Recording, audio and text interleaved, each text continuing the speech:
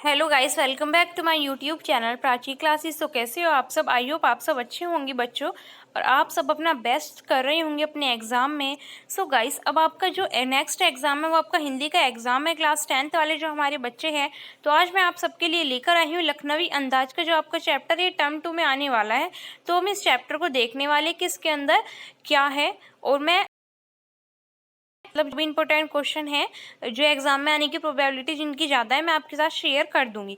तो चलिए शुरू करते हैं हम अपना चैप्टर। और आपके चैप्टर बड़ा ही मज़ेदार सा चैप्टर है। तो चलिए हम स्टार्ट करते हैं अपनी वीडियो। लखनवी अंदाज कहानी के लेखक यशपाल है। लखनवी अंदाज कहानी की शुरुआत कुछ इस तरह होती है। लेखक को अपने घर से थोड़ी दूर कहीं जाना था। लेखक ने भीड़ एकांत में किसी नई कहानी के बारे में सोचने व ट्रेन की खिड़की से बाहर के प्राकृतिक दृश्यों को निहारने के लिए लोकल ट्रेन के सेकंड क्लास का कुछ महंगा टिकट खरीद लिया।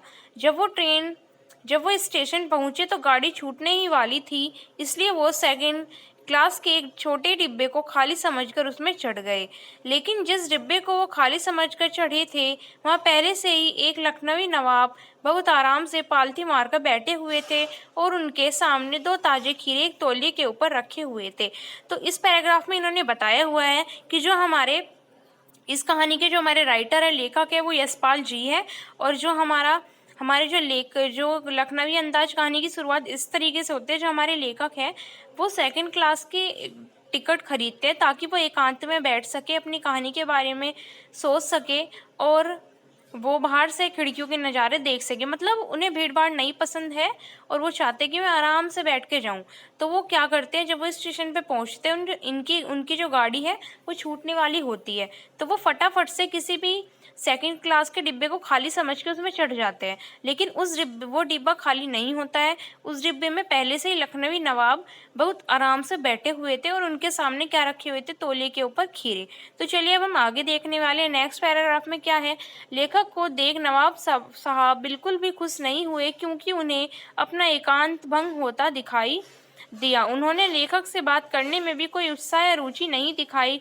लेखक उनके सामने वाली सीट पर बैठ गए। तो जो हमारे नवाब साहब बैठे हुए थे, उन्हें अच्छा नहीं लगा कि एकदम से लेखक डिब्बे में चढ़ गए। उन्हें इसलिए अच्छा नहीं लगा कि वो पहले आराम से एकांत में बैठे हुए थे, और वो लेखक से बातचीत भी नहीं करते हैं।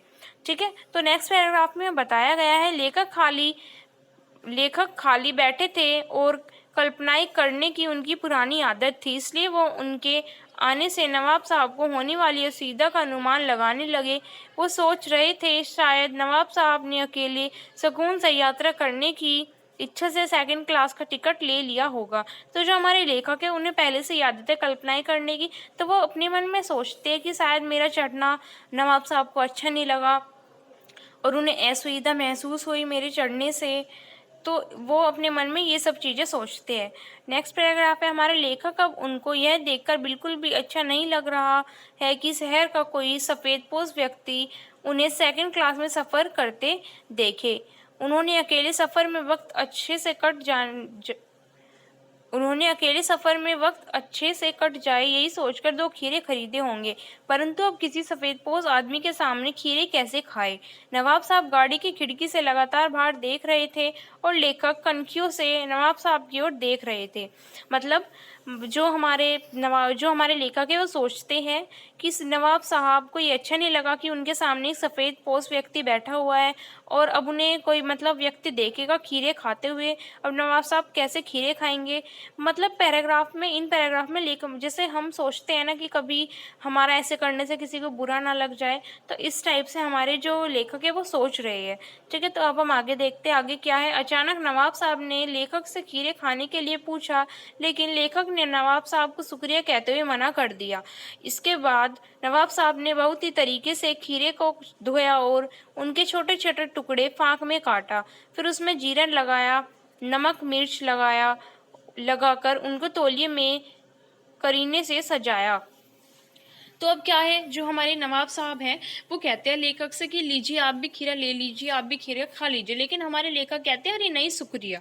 तो इसके बाद नवाब साहब क्या करते हैं, नवाब साहब बिल्कुल तरीके से ढंग से मतलब अपनी नवाबी शान दिखाते हुए क्या करते हैं, बहुत ही तरीके से खीरे को धोते हैं, उनके छोटे छोटे टुकड़े बनाते हैं, स्लाइस में मतलब उन्हें डिवाइड करते हैं, फिर उसके बाद उसके ऊपर जीरा लगाते हैं, नमक लगाते हैं, मिर्च लगाते हैं, फिर उसके बाद उन्हें तौलिए पर अच्छे से सजा देते हैं, ठीक है ना, मतलब पूरा मैनर्स के साथ, है ना, क्योंकि वो भाई नवाब थे तो वो अपना मतलब दिखा रहे थे कि हाँ हम इतने अच्छे तरीके से करते हैं सब काम। तो नेक्स्ट पैराग्राफ में हमारा इसके बाद नवाब साहब ने एक और बार लेखक से खीरे खाने के बारे में पूछा, क्योंकि लेखक पहले ही खीरा खाने से मना कर चुके थे, इसलिए उन्होंने अपना आत्मसम्मान बनाए रखने के लिए इस बार पेट खराब होने का बहाना बनाकर खीरा खाने से मना कर दिया।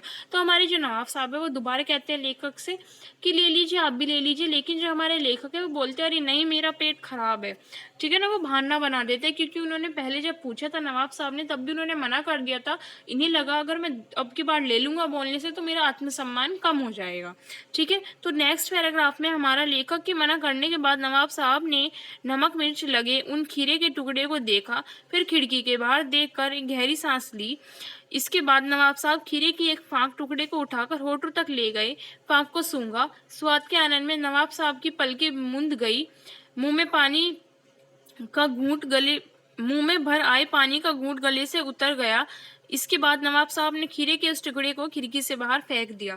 तो आप देख सकते हैं इस कहानी में कुछ नहीं है गाइस, इस कहानी में सिर्फ और सिर्फ दिखावे के ऊपर बताया हुआ है। तो नवाब साहब क्या करते हैं, अब लेखक तो मना कर चुके हैं कि मेरा तो पेट खराब है, मैं तो खीरा खाऊंगे नहीं, तो अब हमारे नवाब साहब क्या करते हैं, खीरे की मतलब लेखक को मना करने के बाद नवाब साहब ने नमक मिर्च लगे खीरे के टुकड़े को देखा, फिर खिड़की से बाहर देखा, उन्होंने गहरी सांस ली। उसके बाद नवाब साहब ने खीरे के पाक को उठाकर होठों तक लेके गए और उन्होंने पाक को सूंघा, मतलब उसकी स्मेल महसूस की। उसके बाद नवाब साहब के मुंह में पानी आ जाता है, वो उसे कंट्रोल कर लेते हैं और वो क्या करते हैं, उस खीरे की फांक को खाते नहीं है, उस खीरे की फांक को खिड़की से बाहर फेंक देते हैं। इसी प्रकार नवाब साहब खीरे के हर टुकड़े को होठों के पास ले जाते, फिर उसको सूंघते और उसके बाद उसे खिड़की से बाहर फेंक देते। तो इसी तरीके से जो और भी हमारे खीरे के पीस थे, खीरे की जो फांकें रखी हुई थी, नवाब साहब उसे उठाते हैं, अपने होठों तक लेके जाते हैं, सूंघते हैं और खिड़की से बाहर फेंक देते हैं। खीरे के सारे टुकड़ों को बाहर फेंकने के बाद उन्होंने आराम से तौलिए से हाथ और होठों को पोंछा और फिर बड़े गर्व से लेखक की तरफ देखा, जैसे लेखक को कहना चाह रहे हो कि यही है खानदानी रसोइयों का तरीका। तो ये यहाँ पर आप देख सकते हैं कि नवाब साहब ने ऐसा क्यों किया कि उन्होंने खीरे की फांके खाई नहीं, खिड़कियों से बाहर फेंक दी। तो इसका आंसर है नवाब साहब ने अपनी नवाबी मतलब शान दिखाने के लिए ऐसा किया, लेखक के सामने अपनी नवाबी शान दिखाने के लिए उन्होंने खिड़कियों से खीरे की फांके है जो वो बाहर फेंक दी और उन्होंने नहीं खाई। तो आप देख सकते हैं इसमें पूरी कहानी में सिर्फ और सिर्फ दिखावा किया गया है, नवाब साहब दिखावे के लिए उस खीरे की फांक को खिड़की से बाहर फेंक देते हैं। आप ऐसा भी आंसर लिख सकते हैं। नेक्स्ट पैराग्राफ में नवाब साहब खीरे की तैयारी और इस्तेमाल से थक कर लेट गए। लेखक ने सोचा कि क्या सिर्फ खीरे को सूंघने से ही पेट भरा जा सकता है। तभी नवाब साहब ने एक जोरदार डकार ली और बोले, खीरा लजीज होता है पर पेट पर बोझ डाल देता है। तो गाइस यहाँ तो कमाल ही हो गया, बिना खाए भी कि नवाब साहब ने डकार ले ली, मतलब उन्होंने खीरे के पीस खिड़की से बाहर भी फेंक दिए, उन्होंने खाई तक नहीं और उन्होंने डकार भी ले ली लेखक को सिर्फ और सिर्फ दिखाने के लिए। तो आप देख लीजिए कितना बड़ा दिखावा किया नवाब साहब ने अपनी मतलब शान और शौकत दिखाने के लिए, ठीक है ना। तो हमारा जो नेक्स्ट पैराग्राफ है, लास्ट पैराग्राफ है ये हमारा, यह सुनकर लेखक के ज्ञान चतुर खुल गए। उन्होंने सोचा कि जब खीरे की सुगंध और स्वाद की कल्पना से ही पेट भर डकार आ सकती है तो बिना किसी विचार घटना कथा वस्तु और प्रातों के सिर्फ लेखक की इच्छा मात्र नई कहानी भी तो लिखी जा सकती है। तो जो हमारे लेखक है भाई वो बड़े ही आश्चर्यचकित हो जाते हैं, वो अपने मन में सोचते हैं कि जब बिना खाए आदमी डकार ले सकता है तो बिना किसी कल्पना के हम कहानी भी तो लिख सकते हैं। तो यहाँ पे आपका जो ये चैप्टर था उसकी समरी खत्म होती है। आई होप बच्चों आप सबको ये समरी पसंद आई होगी एंड आप अगर इसे बुक में से पढ़ेंगे तो आपको समझ आ जाएगा अब। और मैं इसकी जो PDF है उसमें भी डिस्क्रिप्शन बॉक्स में इसका लिंक डाल दूंगी, आप ये भी पढ़ सकते हो। तो अब यहाँ पर इन्होंने बताया हुआ है, जो हमारे यशपाल हैं, यशपाल जी हैं, उनका थोड़ा सा जीवन परिचय इन्होंने बताया हुआ है। यशपाल जी का जन्म 1903 पंजाब के फिरोजपुर छवानी में हुआ था। उनकी जो स्टार्टिंग की जो पढ़ाई थी वो शिक्षा दीक्षा कनाडा में हुई। उन्होंने लाहौर के नेशनल कॉलेज से BA किया। यहीं उनका परिचय भगत सिंह और सुखदेव से हुआ। इसके बाद वो भारतीय स्वतंत्रता आंदोलन से जुड़ गए। स्वाधीनता आंदोलन के दौरान वो कई बार जेल भी गई और उनकी मृत्यु हुई 1976 में। जन्म हुआ उनका, देखो अपना पॉइंट में याद करो बच्चों, आपको इजीली याद रहेगा और आप भूलोगे भी नहीं। देखो यशपाल जी का जन्म कब हुआ? 1903 में हुआ। उनका हुआ फिरोजपुर छवानी में हुआ। उनकी जो पढ़ाई है वो कहाँ हुई? कनाडा में हुई। और उसके बाद उन्होंने वो लाहौर से नेशनल कॉलेज से BA की। इसके बाद उनका परिचय किससे हुआ? भगत सिंह और सुखदेव से हुआ। देन वो फिर स्वतंत्रता आंदोलन से जुड़ गए और इसी के बीच वो कई बार जेल भी गए और उनकी मृत्यु 1976 में हुई। तो अब यहाँ पर उनकी रचनाओं के बारे में दिया हुआ है। यशपाल की रचनाओं में आम आदमी के सरोकारों की उपस्थिति साफ दिखती है। वो यथार्थवादी शैली के विशिष्ट रचनाकार थे। सामाजिक विषमता, राजनीति, पाखंड और रूढ़िवादियों के खिलाफ उनकी रचनाएं मुखर है। उनकी जो कहानी संग्रह है वो है ज्ञानदान, तर्क का तूफान, पिंजरे की उड़ान, व धूलिया फूलों का कुर्ता।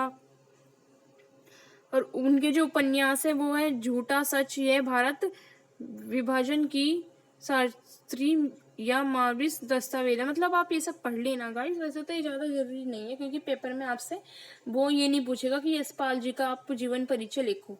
अब पेपर में जो जरूरी है वो है आपकी समरी। और मैं आपको एक चीज़ और बता दूं, जो आपके NCERT के क्वेश्चन आंसर है, आप सबके पास NCERT की बुक तो होगी ना हिंदी की, तो आप सब वो क्वेश्चन आंसर पढ़िए और उन्हें सॉल्व करने की कोशिश कीजिए। अगर आप ऐसा करते हैं तो आपका 101% आपका हिंदी का पेपर बेस्ट जाने वाला है।